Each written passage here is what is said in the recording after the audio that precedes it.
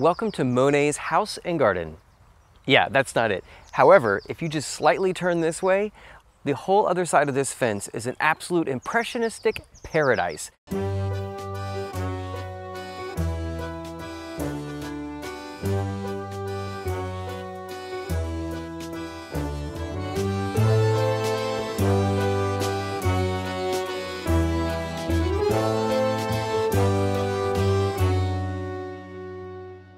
We are just not even an hour outside of Paris in Giverny, an absolutely beautiful, beautiful city.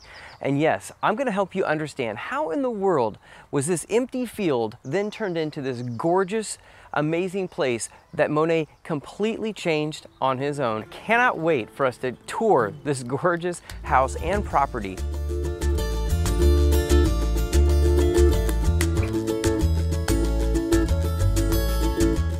Claude Monet was born on November 14, 1840 in Paris. In 1845, his family moved to Le Havre in Normandy. Monet's mother was a singer, and his father wanted him to go into the family grocery store business, but Monet wanted to become an artist. Monet is one of the few artists who actually saw fame while still alive, thanks to works such as Sunrise at Le Havre, which hung in the first Impressionist exhibition in 1874. In 1883, Monet moved to Giverny with his 2 sons, his friend Alice, and her 6 children. They would later get married in 1892, and Monet would spend the rest of his life building the most beautiful garden and painting just about every perspective of it.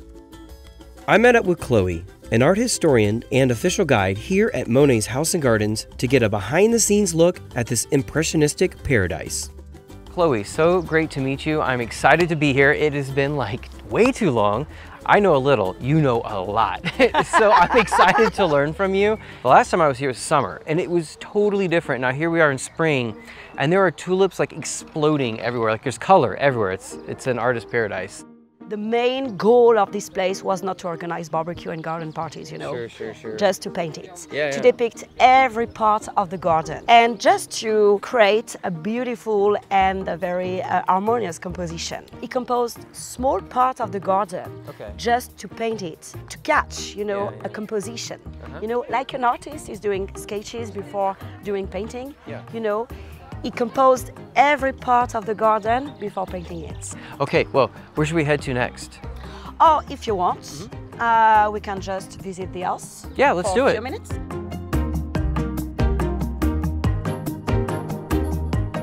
So this yellow room was the dining room. You know, it's pretty modern as concept to eat with your family in the kitchen. His passion for Japanese prints, obviously Japanese garden, but you know, it's just amazing. They're covered like all over the wall. It's incredible. Yes, he had a huge collection, and Claude Monet just bought year after year different prints that he discovered during the Universal Fair, you know, organized in Paris. They had the possibility to buy a series, 20 Japanese prints for the rate of a lunch at the restaurant. Famous wave by Yokusai. Monet had a copy. Well, I know like what Van Gogh loved Japanese prints as well, which you can see why. They're super colorful and they love color, so yeah. And I love the photo of him just standing there, get a feel. Looks just like it. Always smoking a cigarette, you know. Love to drink wine. Yeah, well, I mean, come on, we're in France. That's what you have to do. So I can relate. We are just in the kitchen. This room was extended during the works which took place between 1977 and 1980. In the past, this room was pretty small. Yeah, it was very small. Right. Yeah, good reminder though too, you know, forget that like, this is a big house, it's a lot of property, but he's one of the few artists at that time who actually finally did make some money, like became famous, thankfully, while still alive. So yeah, wow, this is a huge kitchen.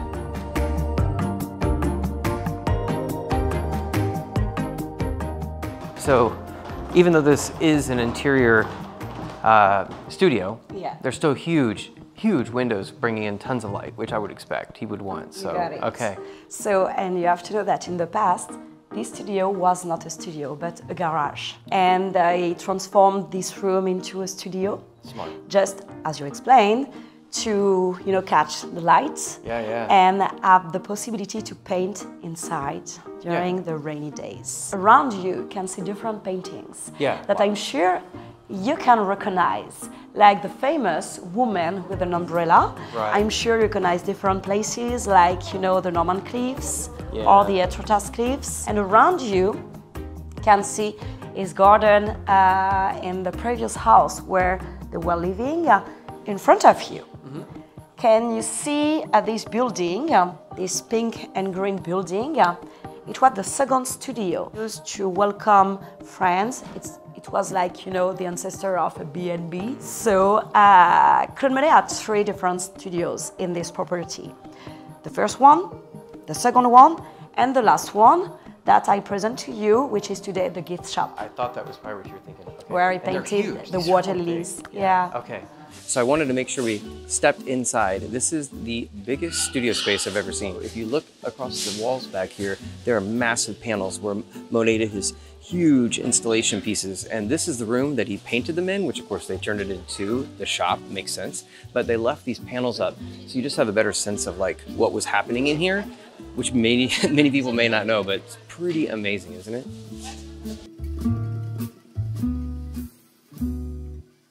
First time I was here, I could not believe how big it is. I mean, it's connected and goes underneath the tunnel. So when he came here, was all of this garden already here? Or did he, like you were saying, did he plan it and plant it to be a certain way? He composed every part of the garden. There was more grass and less flowers than today. Okay, got you. But there was flowers. He painted, for example, the main alley, you know, different times the same year, just to show the evolution of colors, light, and you know, the evolution of shadows too. Now I understand why he was so obsessed with painting so many different times of year, because things change so much here. It's incredible. Today, you can see different flowers around you, like tulips everywhere. Yeah, they're everywhere. Of different colors. Right. There are more than 200 different tulips in this garden. Man, that's amazing. So different colors, different shapes, a different size,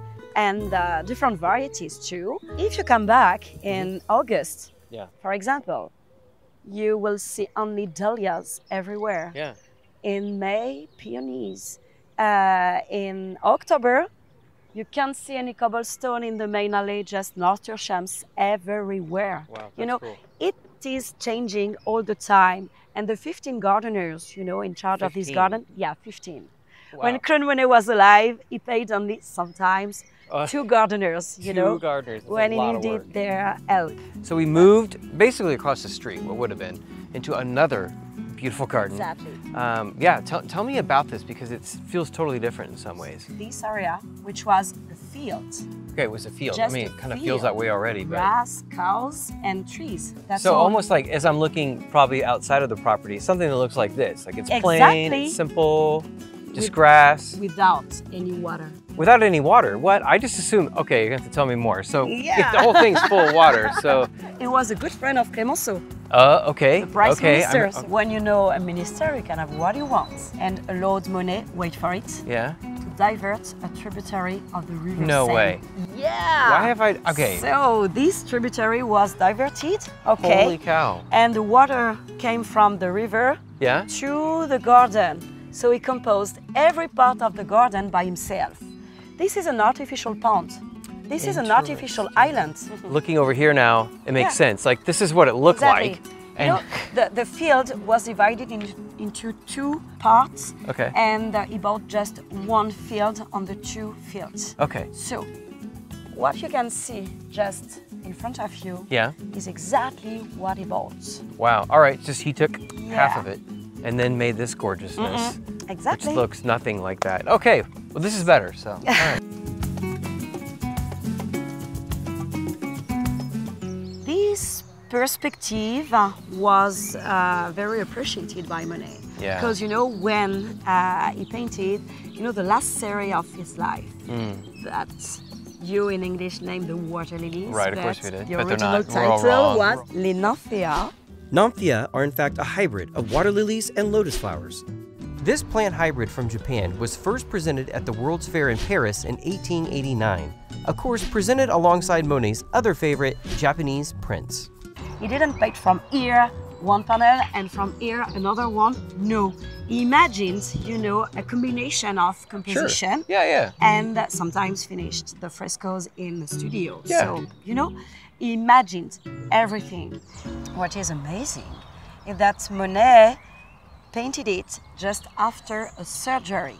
He had cataracts. And that's at the end right. of his life, he was almost blind. Yeah, I You know, heard that. He painted like an abstract painter, you know, and thanks to this surgery, which worked. Which is crazy that they even was working at that time, but yes, okay. He started to paint on large paintings, large canvas. Wow. The series displayed at l'Orangerie in Paris.